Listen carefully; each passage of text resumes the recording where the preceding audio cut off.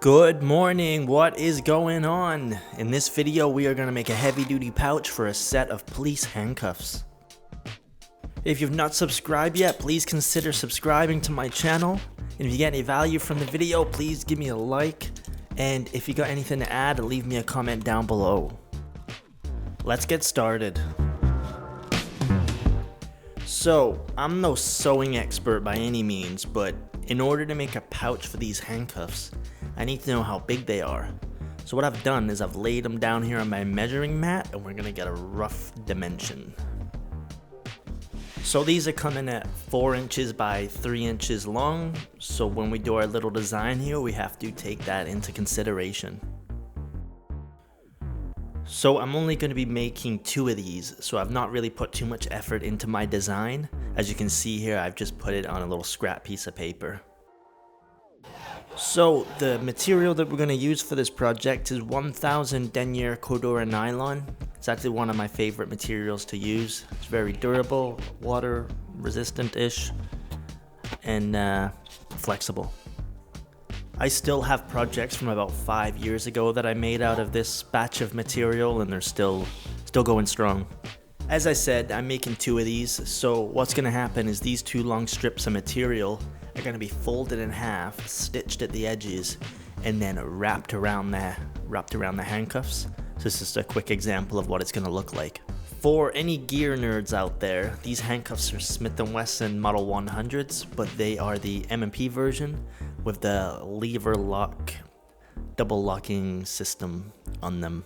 But this method of building a pouch can be used for any gear pretty much, including cell phones and flashlights and whatnot. So this pouch is going to be secured by Velcro.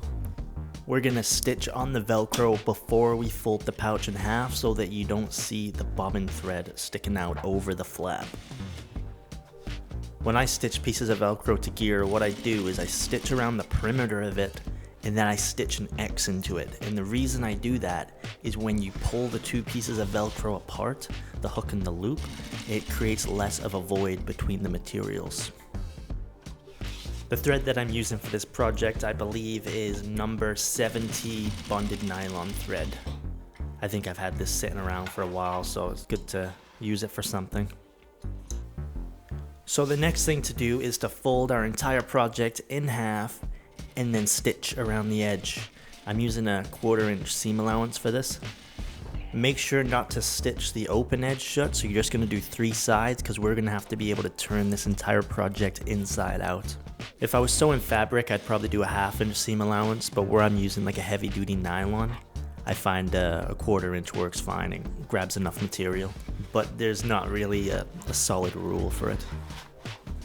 Whenever I'm doing little projects like this, I like to use mini bulldog clips. It just helps to keep everything in place so it doesn't shift on you. Sometimes I use fabric glue, but for this project with the fold, it just makes sense to use bulldog clips. So what I'm doing on this project is I'm just folding in the 2 top corners into like triangles almost. It doesn't take too much extra effort to do, and the finished result just makes your product look a lot better. Might take a couple of minutes to get everything into place, but overall it's worth it. For the pull tab, it's pretty much just a 1 inch wide by 3 inch long piece of nylon folded in half. What we're going to have to do is actually put a little slice in our project and slide it in and then stitch over it. So we're just going to stitch around the perimeter again. When we get to the pull tab, we're going to do a back stitch and double up on it. Wherever there's something that's actually going to bear some load, I like to put extra stitches in it. On the second handcuff pouch I made, I actually forgot to stick this tab into it. As for the seam allowance for this, I don't really have one. If you notice, what I do is I use these skinny feet on my machine all the time. And I'm just going to use that skinny foot as a reference to get that as close to the edge as possible. The closer to the edge that you stitch on this type of fold, the better it's going to look. So this is what it kind of should look like once you got your stitching in. So as for the open edge, what I'm going to do is I'm just going to take a piece of 1 inch nylon, fold it in half and stitch over it. This part of the gear is going to be taking a lot of wear and tear with the handcuffs going in and out all the time, so it's probably better to have a more heavy duty material at this point. If you noticed on my little crappy blueprint there, how the two top edges actually flare out, that's so that when everything's all folded, the front portion of the pouch actually has an arch in it and comes out, and that just gives you a lot extra space to actually put things in the pouch. So it's time to install the last piece of Velcro. This piece of Velcro we can do after we've folded everything, because you're not going to be able to see the bobbin thread from outside the pouch. The bobbin thread is just going to show on the inside, which isn't a big deal. It's not going to make the product look crappy or nothing.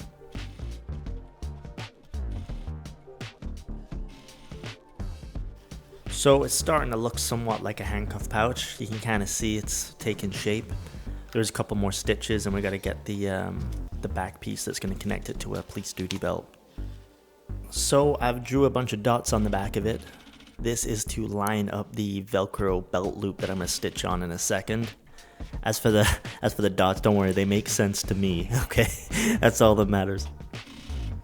So this Velcro loop that we're stitching on right now is so that you can put this handcuff pouch on the belt without taking all the other duty gear off the belt to put it on, if that makes any sense.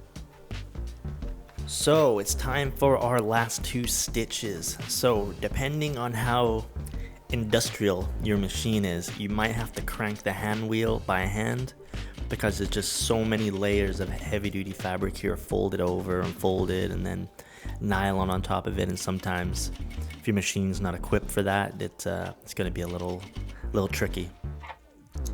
So the first side you stitch is going to be easier than the second side you stitch. So that arch that we designed into the product is, for the other side, you're going to have to actually just manipulate the other side into place, because that arch is going to want to push it out. Okay, so this is our finished product. So fits the handcuffs nice. If I was to do it again, I'd probably design it an extra ½ inch bigger, but it doesn't really matter.